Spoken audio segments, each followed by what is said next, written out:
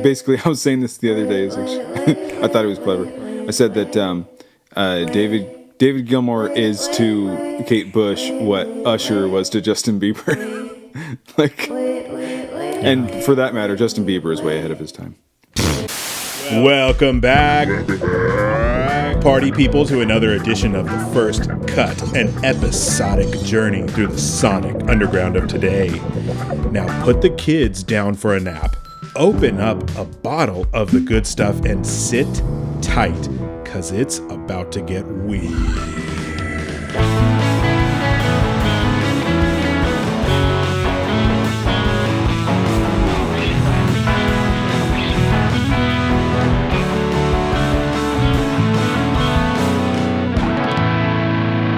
Seriously, this is not for kids. You've been properly warned. What's up, party people of the world? You're here with Danny and Evan on The First Cut again. What's up, Evan? What up? All my crickets. Isn't that your thing? I think so. This week, yeah, it is my thing. This week. What are we doing today, Evan? It's lo-fi hip-hop. Hell yeah. Lo-fi hip-hop number 2. Is it number 2 or number 3? Number something. Well, let's waste no time getting into it. Our first artist, we got Wino Willie, album's Paper Bags. And this first song is Willie Raps featuring Afka. This shit's fat. So we're definitely no stranger to featuring lo-fi hip-hop.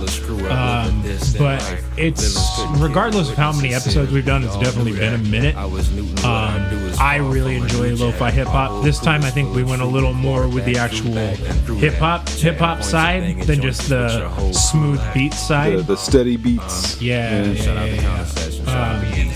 Granted, this list is probably going to be relatively short because all of these albums are pretty short. We can only really start them over so many times. But I think we got some quality stuff. Oh, hell yeah. Some different sounds, some different representations of the different things that lo-fi hip-hop can do. You know, because lo-fi hip-hop doesn't just have to be the studying girl and the raccoon. You know, as much as we love that, you know, it can have a little bit more substance. You know, definitely. Yeah, man, and I have some real like high school memories with lo-fi hip hop, listening to like Nujabes. I'm probably pronouncing that wrong, but I think that's right. Nujabes? I think that's right. Nujabes. It's just his name backwards. Oh, okay. Well, there you go. And you know, of course, as I brought up in Lo-Fi Hip Hop 1, MF Doom, which was the major inspiration for this episode, because, well, if you are not in the know, I am remiss to inform you that MF Doom passed away last year. Evan knows because he told me, but just to the people who are listening. Yeah, that was like a punch in the heart to see that. That was really, really tough news because I mean he was 49. I mean, he was not like an old person. I mean, he clearly had a lot left to say, a lot left to do. And his reach for someone who was, I would say, arguably as underground as he was fucking incredible. Like, I mean, he featured on Gorillaz, he worked with De La Soul, he worked with Czarface, Jay Dilla. I mean, holy crap, Wu-Tang, like I think, he really codified, like, the lo-fi hip-hop sound. The you can't, in my opinion, hip-hop sound. You can't talk about underground hip-hop and lo-fi hip-hop, for that matter, and not talk about Doom. You can't. So, I'm definitely with you, Evan, on that one. Like, hearing that news really was just a punch to the gut. It sucked. And I didn't listen to a whole lot of hip-hop growing up, admittedly. I lived in a pretty redneck place where musical diversity wasn't really a thing. Whatever played on the old classic rock radio. That was what it was for me when I grew up. Yeah, my dad was classic rock and my mom was soft rock, and that was it.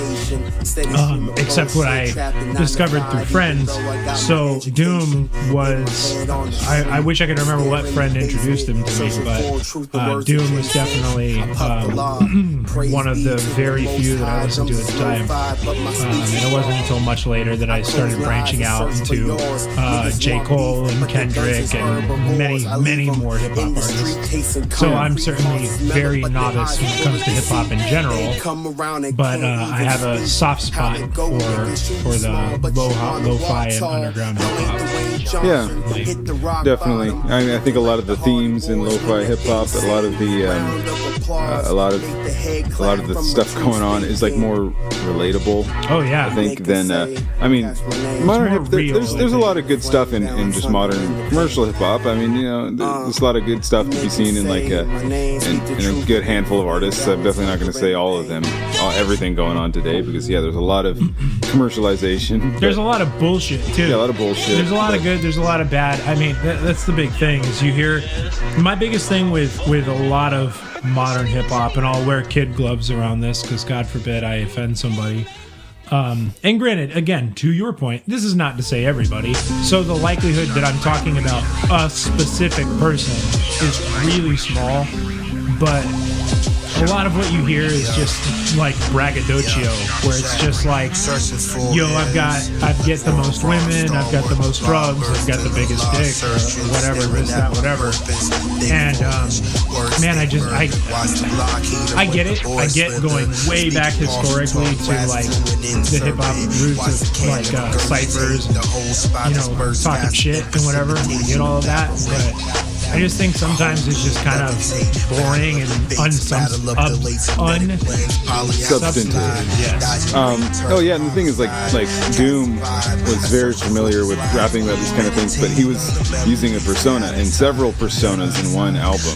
Like he was playing different characters throughout one record, and even this artist we're listening to right now, when you actually slow down, stop, and listen to music, which I highly recommend you do after this episode. $7 by the way. Strongly recommend. Not it's very good. What I would consider expensive. Yeah. But it's really good, and when you actually listen to what's being put into the music, it's good. I really enjoy it.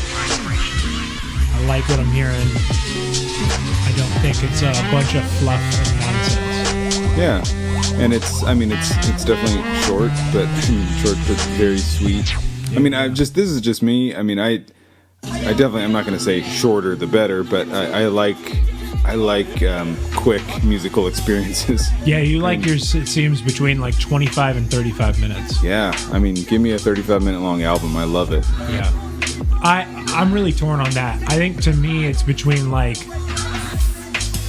I don't even want to say 35. I'd say between 40 and 55. But once I crack an hour, I'm just like, why the fuck am I still listening to this? Yeah. Yeah, it's a little bit too much to say at one time. That's not to say there aren't a lot of good hip hop albums that are quite long. Oh, certainly. But, I mean, not. Just look at the last however many zillion Eminem albums that are like 75, 80 plus minutes long. It's like, oh my god. Can't talk about Eminem anymore. He's canceled, bro. Canceled, bro. After all these years, I mean, Jesus Christ, probably his very first lyric from his first song, like, really should have got him canceled. But man, it took that long.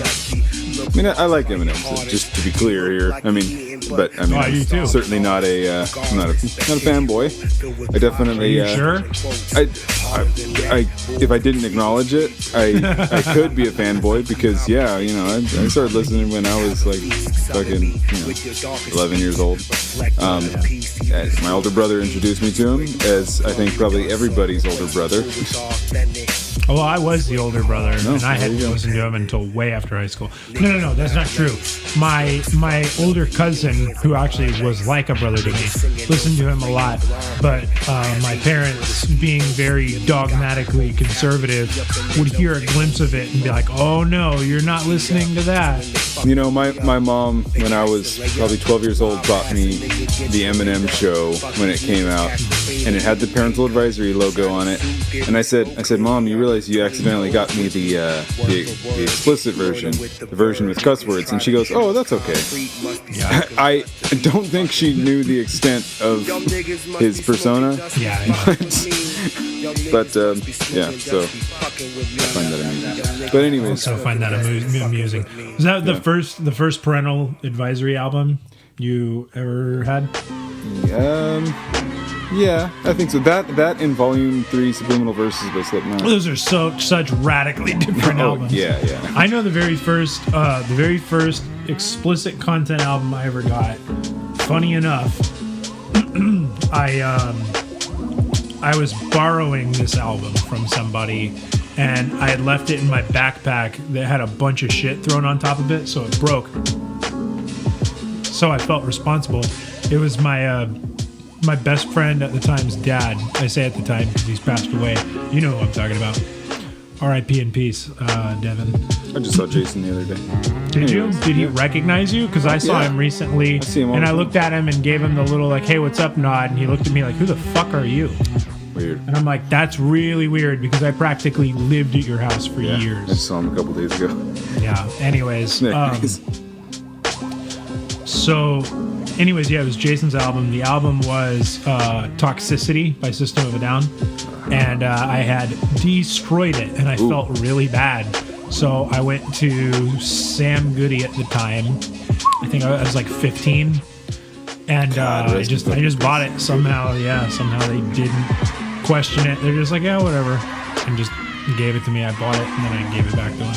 Yeah, I couldn't buy Iowa by Slipknot when I was like 13 or 14 years old because... I think, now that I'm saying it out loud, I think I must have been like 14 or 13 even maybe, because 15, I'm like, no, dude, I was driving and shit by 15.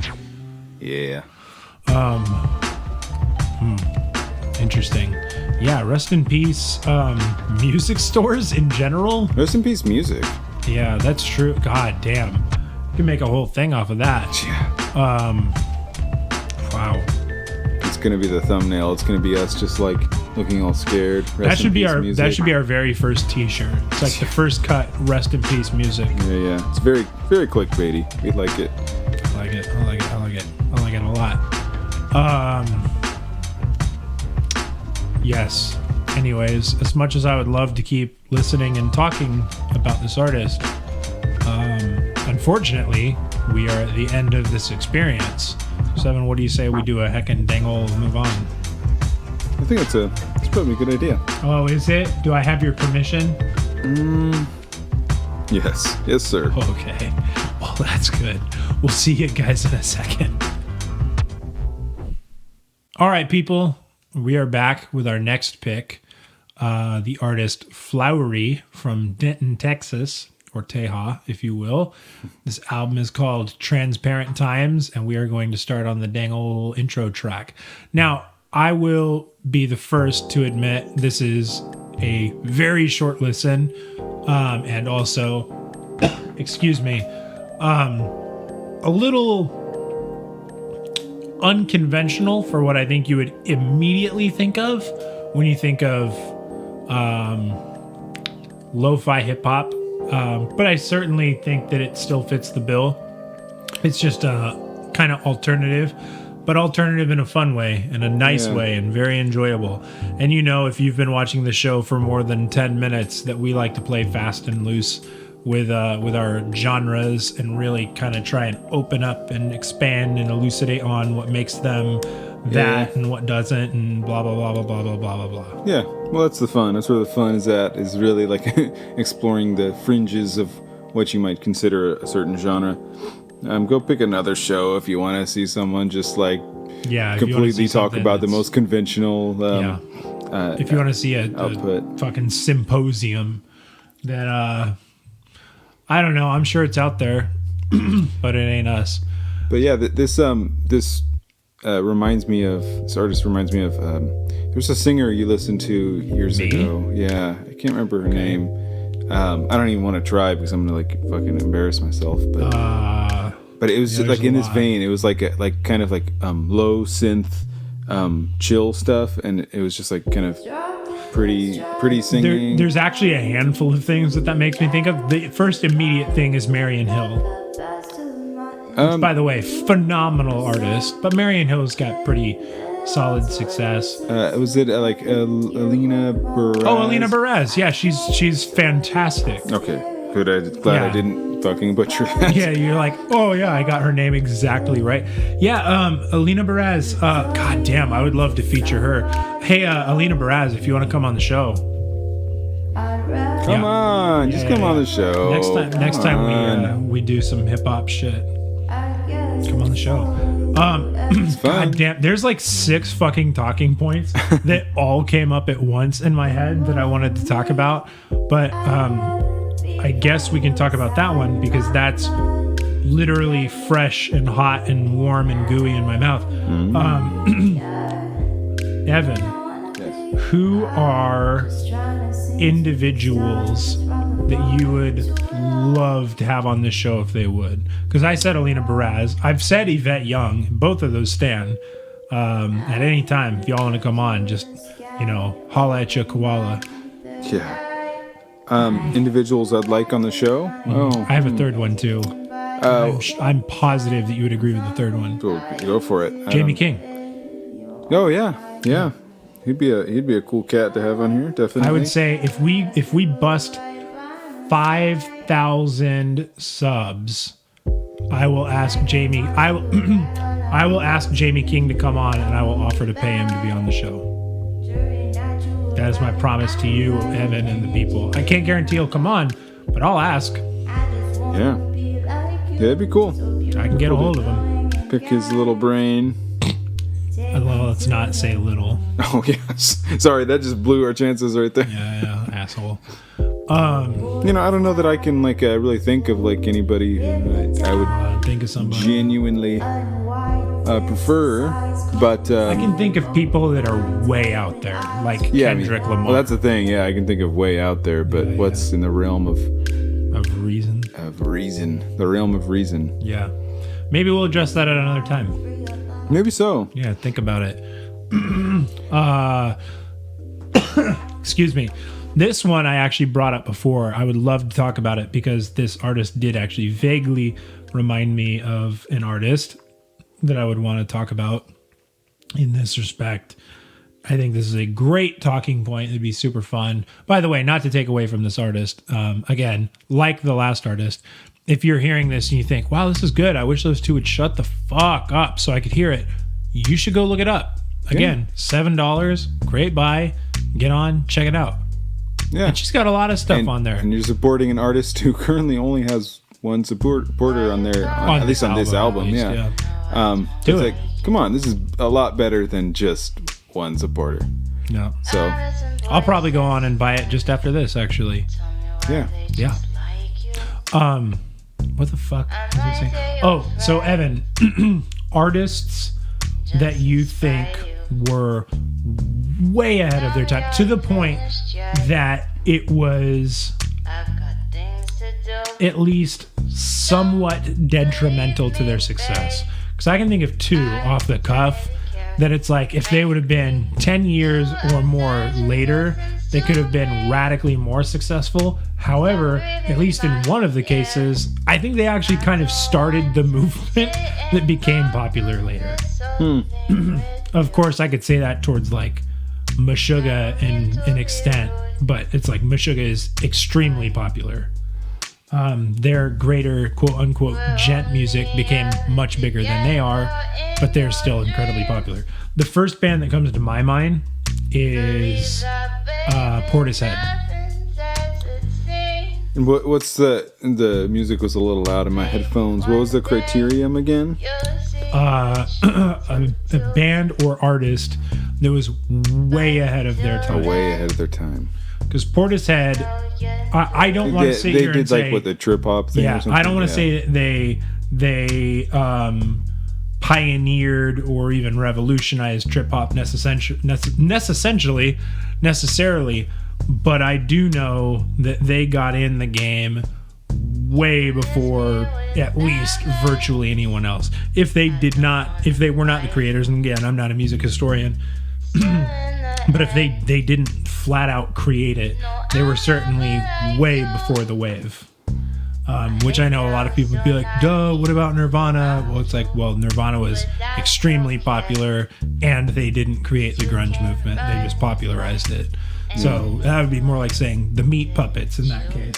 who were not popular, were an extremely big influence of Nirvana. And then, I think Cobain has even said has had a lot to do with their sound and their success. Well, yeah, like the Pixies and... The Pixies was one that I was going to include.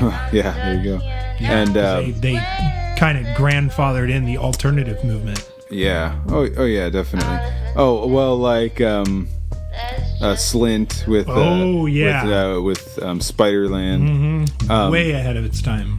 That fucking album is amazing. It's really good. Yeah, because like they kind of did like post rock, but their version of post rock is so much different than what anyone considers post rock nowadays. But there's so many. There's a lot of bands that I would say, I won't name them, but there's a lot of bands that kind of more or less replicate that sound now, and then you think it's like, oh, that was decades after the fact. Yeah, I think Slint is a wonderful choice.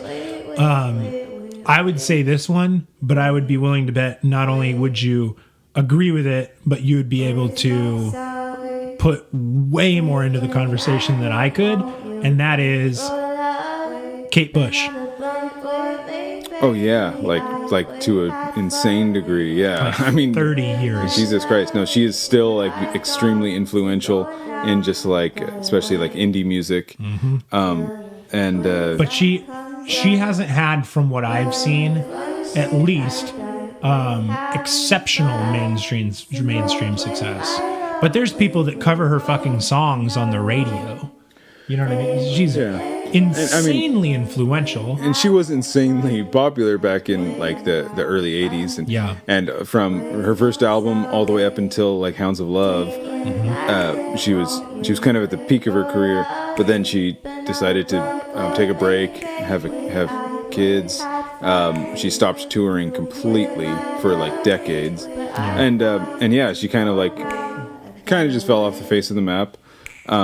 But she did release it. I mean, a good amount of records in that span. But yeah, she. And I'm not saying what I was saying to say she wasn't popular by any means. But I mean, when you look at her and she was definitely fringe popular. Yeah. Exactly. Yeah. When you look at her and compare her to like David Bowie or Queen, you'd be like, oh yeah, she didn't have shit for success, at least commercially, compared to artists like that.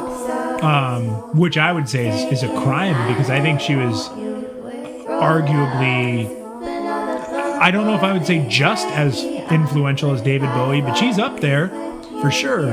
Yeah. Well, yeah, she was discovered by what's his face from David Gilmour. Yeah. David Gilmour. Yeah. I thought you said Demi Gilmour. Like, who the fuck is Demi Gilmour? But yeah, she was found by David Gilmour and Park. Yeah, no, she was founded by David Gilmour. Yeah. He kind of kickstarted. Basically, I was saying this the other day. I thought it was clever. I said that David Gilmour is to Kate Bush what Usher was to Justin Bieber. And for that matter, Justin Bieber is way ahead of his time. He was the generation's beacon. No. I think the ultimate example... John Mayer is the Sheryl Crow of our generation. Oh, God, yeah. Velvet Underground... hell yeah, absolutely. Was doing, punk, way the fuck before, any idea of punk could have existed. Yeah. He was... Velvet Underground were doing punk at the same time the Beatles were singing, Michelle... My bell, cute little pop songs. Yeah, I way agree. Velvet Underground was extremely before their time. And I think they were a great example too, because most famously they sold terribly.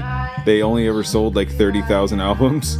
But now, as Brian Eno famously said, he said even though they only sold 30,000 albums, every single one of those people started a band. Yeah, exactly.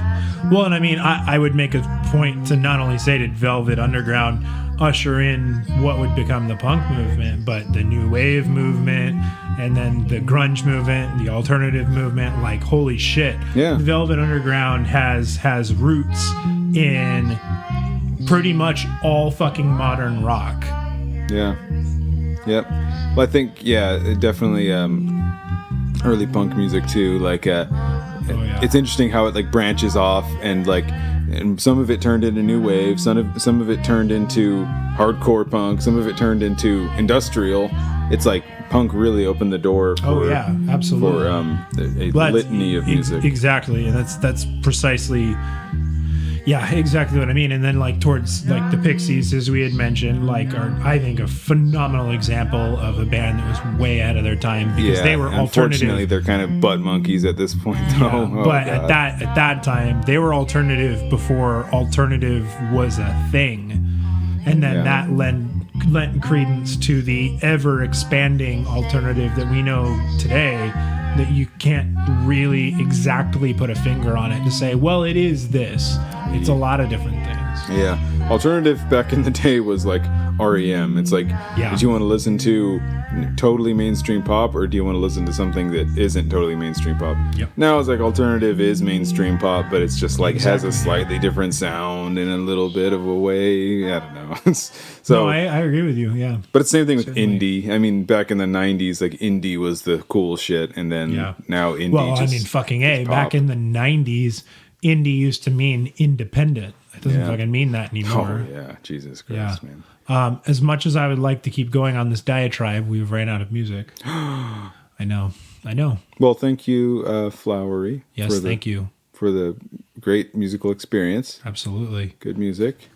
And I will be buying it after this. Like I said, I am a man of my word. And we will get on with our next pick here momentarily. Okay, people, we are on with our last pick, Speed on the Beat. In the album Death of the King, first album Roots Redemption's Reprise intro. Now, I will say, I think a lot of people listening to this will catch on that this is. Why don't you like pictures? I'm trying to find the way to say this nicely because it's not meant to be mean, but it's one of those things that I think could be taken as mean. It's definitely lo-fi. But I think that was kind of the point. You know what I mean? Yeah, it's not lo-fi in like the aesthetic sense, like lo-fi with all its spaces in between every letter. It's actually lo-fi, like it's almost like bedroom hip hop in a way, or bedroom trap or something. Here's the thing: if you like that, it's very good.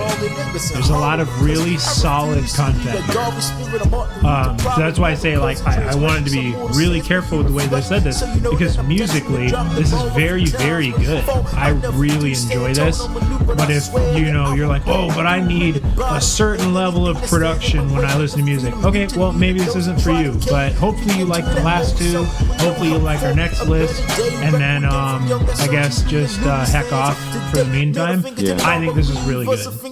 Yeah, I think there's a lot of talent that's obviously put forward here with this album.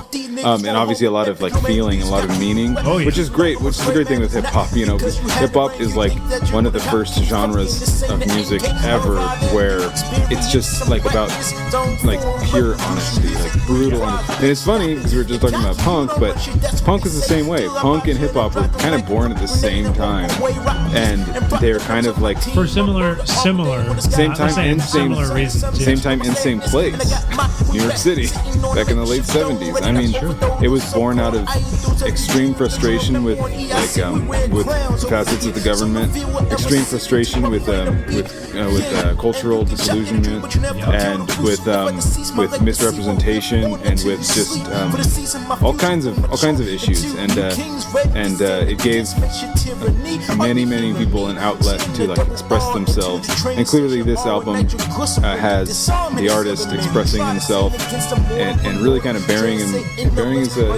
emotions out there. And he talks about his son later, and that's very meaningful. So. Also, if we're talking about value on an album, like we were the last two, this one is $2.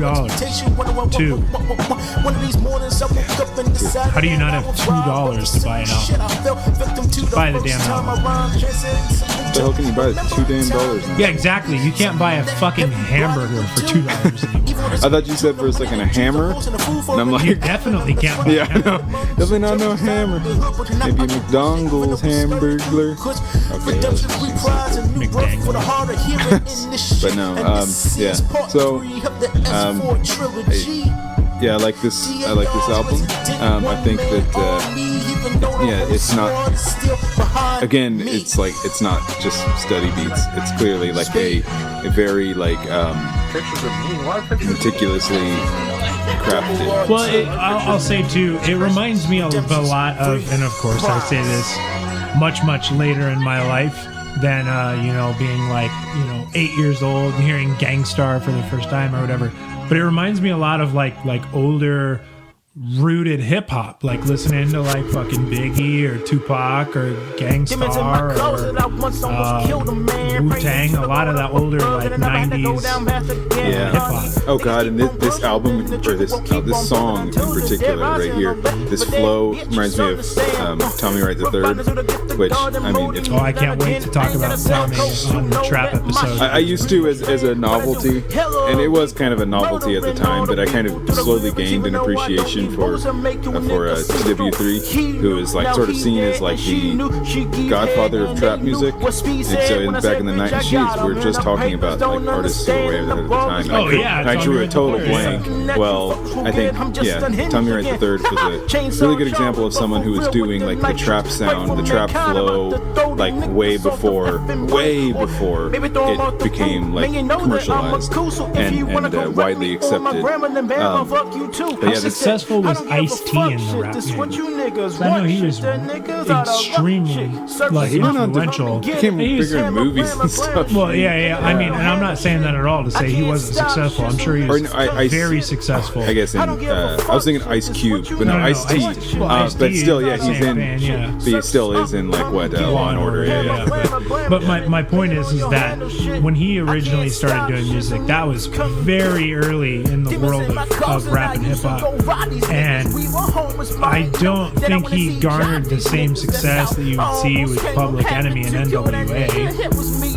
But man, he had a lot to do with formative hip hop. Yeah, didn't he do that collaboration with some death metal band or something? Ice-T, yeah, he did One Bullet Left with I can't remember, it was some grindcore band. For some reason, when you said that, immediately what I thought of was Bring the Noise by Public Enemy and Anthrax. No, yeah. And I was like, I don't think you got that right. Not that one, mate. Right. Yeah, no. So I mean, I would argue potentially Ice-T was way ahead of his time, but I might get crucified for that.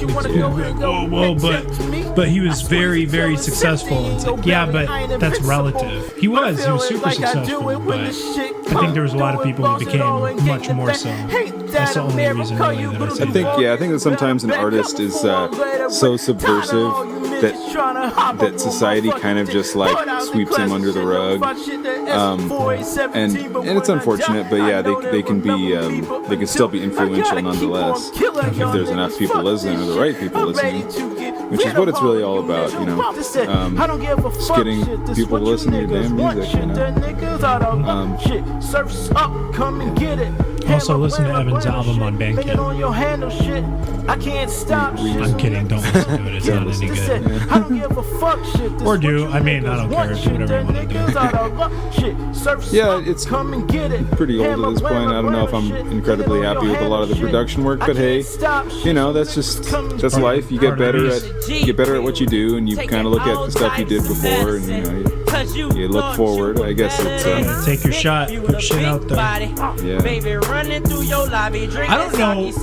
don't know a whole lot of bands and artists that the first thing they ever put out commercially, they're like, that was probably the best. Yeah, what the hell? Most bands, at least much later down the line, look at their first releases and go, oh my god, that is cringe. If I could remove that from the world, I would. Yeah. So for what it's worth. Yeah. Deaf. No, yeah. Most deaf. Yeah, I feel that. That's definitely true. I'm Someone actually had to put you in your place. Yeah. trying to think of any first album by an artist that is like.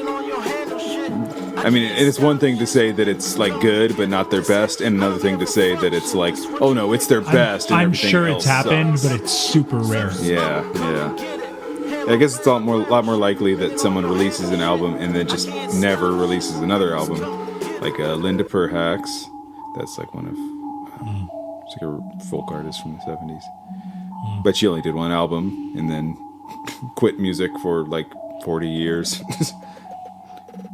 Which is interesting. Yeah, real cool, Evan. Yeah, I don't plan on taking a 40-year-long break. It's been a couple of years, I think, at this point. Yeah, I got songs. I got all kinds of music that's. Of course, then cooking in the again, oven. I fucking say that, and anybody could be like, "Where's your music, Dan?" I'd be like, yeah. It's not out there. Yeah. But that's more of like, it's not a matter of me being like ashamed of getting it right. It's just the fucking finding time to work on it. Yeah. White Yeah, horses, black that's the devils, tough thing, black definitely. angels with a shuffle Yeah. about the triple H, these niggas Yeah, buried writer's with block no is help, a or real else thing, I'm especially melting when on just the like devastating efficiency, the barriers I killed a dream of revival life get in the way. My biggest thing specifically with that is that almost all of my music is written from like historic pain. In my life, historic sounds so dramatic, but I just mean like pain that I've experienced in one way or another, specifically, typically relating to one person. And granted, that's not always what my music is, but I try to write as really as I possibly can and as representatively, if not, using metaphors to represent a few things. But I try to write very directly and not pull any punches. So, like, if I'm talking about suicide, I'm going to talk about suicide. You know what I mean? Like, I don't want to be like, oh, maybe I did, maybe I didn't, but I was really sad. You know what I mean? Like, I'm really going to talk about it. And for me to get into that headspace to want to talk about something that was really painful for me is kind of a fine line to walk on. And I've found that I can't really get into that headspace if I'm in a good place. Like, if I'm like, oh, I'm happy, everything's going good in my life right now, I can't just like flip the switch and be like, you remember that one time that you swallowed half a bottle of pills and like, this, that, whatever, and tried to kill yourself? Like, I can't just go from one to another. So to write about it feels wrong and feels disingenuous unless I can actually bring myself to a state of not suicidality, but depression at the very least. And that's not easy to do while trying to be productive. Hard to explain. It's just tough. Yeah, and it kind of makes me wonder, like, this, like, think about Kendrick. I mean, he's been silent for a while now. Yeah. Well, I can't wait for the next thing he puts Yeah, I mean, he did Damn back in Damn back in 2016, and Is it that old already? either that or 2017. I think Trump had just become president. Oh, that's a good thing to remember in relation to a black man's success. Well, but that's the thing, is like so much of art and culture was like pushing back from That's true. That's true. from that event. So I remember that very clearly. But yeah, like Kendrick has been he's been silent for quite a while now, and don't really know what he's been up to. But it's okay, it's not like he's certainly got his own life. It's not like he's it's his obligation to please his fans because he's an artist. I would say this about Kendrick Lamar.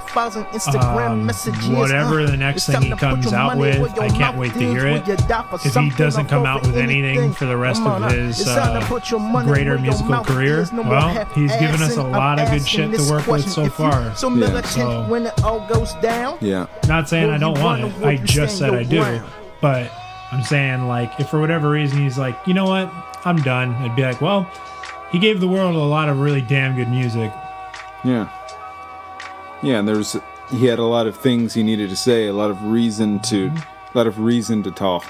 Whereas, Like I what? mean, I'm just kidding. yeah, like what? Whereas it's like look at Eminem's output over the past few years. It's like, yeah, he releases music like a fucking maniac. But like, I mean, what is he saying? He's still Eminem's like subject matter is still basically like reacting to the previous album's reception.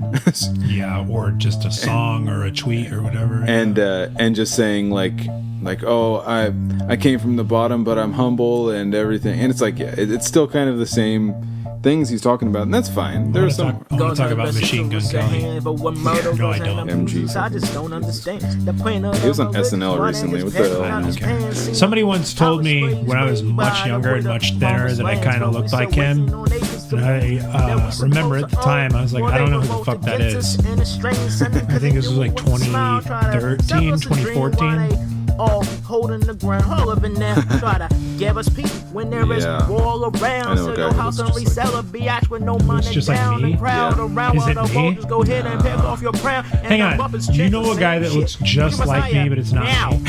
Crystal, who the I don't even fucking trying know to you. keep us down out of like a white thing. It just fesses and balls around. And those Who the fuck are you talking about? Well, I'll find it. I'll find it right now. Hang on, is it a celebrity or is it a guy that you know? No, it's just like it's a YouTube channel. Somebody told me I looked like one of the Skarsgårds. I think it's just the blonde hair. Giving us a young money treatment, fucking us like every girl. But Obama just kind of made us. Yeah, there's a lot of them. How many goddamn Skarsgårds are there? Several. Jesus, it sounds like I was trying to start a fucking Eminem style rap there. Goddamn, how many Skarsgårds are there? But the bar chart and the bar chart and the bar. Jesus. Yeah.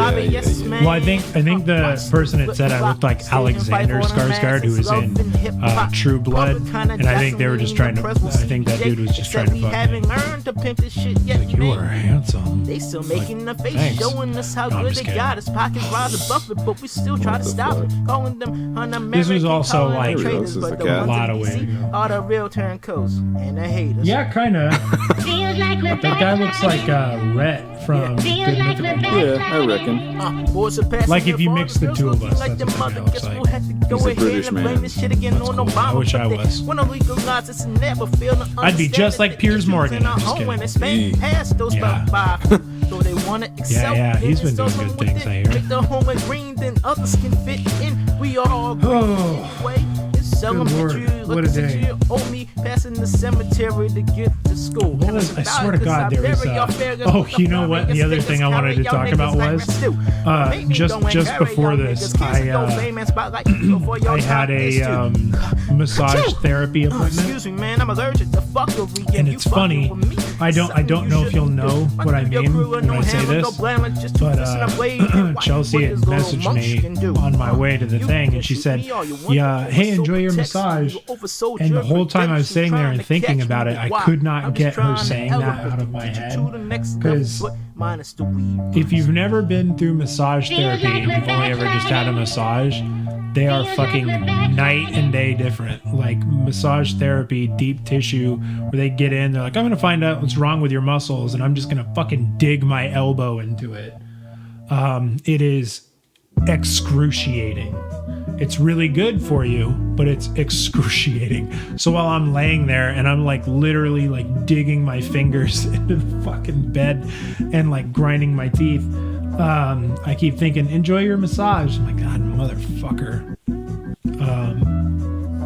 But it made me laugh thinking of the dichotomy between a massage, which is generally accepted as a nice, calm, relaxing, maybe even possibly intimate thing, and massage therapy, which is like, oh, that's gonna suck. Yeah, you know, for a second I thought you were gonna say, yeah, if you've never tried misogyny before. Oh, definitely. Strongly recommend it. I recommend misandry if you've been thinking about it, for sure. Yeah, oh yeah. Yeah, for sure. When's our next female-fronted episode? Speaking of misery. Soon. Definitely. You know what we're going to be doing soon? Like, pretty soon. Is, well, What? I mean, you know this, but I don't know the people. We're going to start sounding, I don't know, for real. We're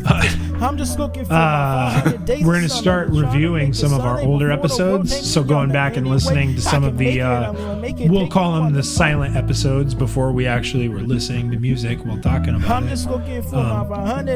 And, you know, seeing how does it still stack up? What do we think of it now?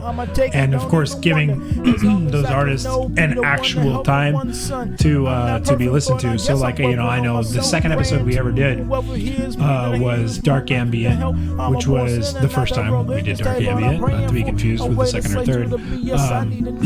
But it was an awesome episode full of really, really good music. But that was my biggest thing at the time, was like listening to Santa Obruent and the other two artists whose name I unfortunately can't think of right now. Their music really deserved to be listened to at the time, and we weren't able to provide that. But god damn it, dude, just so good. Yeah. And Santa Obruent was super nice when he saw our video. So shout out to Santa Obruent for, I don't know, the third or fourth time, but he's a super cool guy.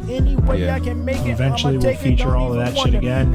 We're probably not going to go back to back with them, but a few of them. So watch out for that. Cool. Yeah, cool. Jeez.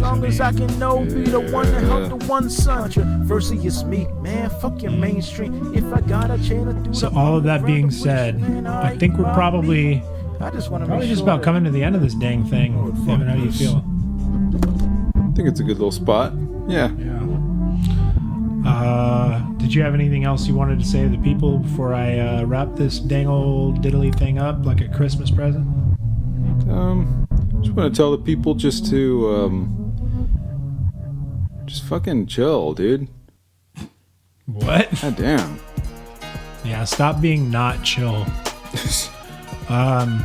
Like, comment, subscribe, share, rate us on iTunes, all of those things, of course. It really helps us out a lot, more than you could ever possibly realize. Unless, of course, you're doing the exact same thing, and then how dare you, and I'm going to come to your house and kiss you on the mouth. 3 things to end the show on off the dome. As I've said once, I've said several times, don't drink meth. Don't drink meth. Okay, that's a good one. Don't drink meth. Don't drink and drive / don't smoke meth. Don't hide your best friend's television remote by shoving it up your ass. You definitely will have to go to the hospital to get it taken out. At the very least, you'll have to go somewhere. Yeah, I think it's that one.